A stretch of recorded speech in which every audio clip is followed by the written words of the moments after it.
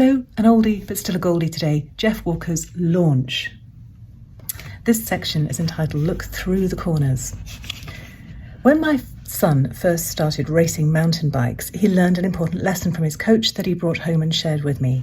He told me to look through the corners. In other words, when you're on a bike hurtling down a steep mountain single track, you don't want to look at the trail directly in front of your wheel. That's a recipe for disaster. It means you'll always be reacting at the last second, and sooner or later you'll come to an obstacle where you won't be able to react quickly enough. Instead, you need to extend your vision further down the trail. Move your horizon line as far out as you can. As you enter a corner, look through that corner to see where you're going to exit the turn.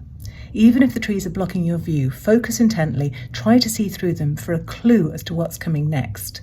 Look beyond the corner. Business is the same way. You need to be looking further ahead than the next day, or week, or month.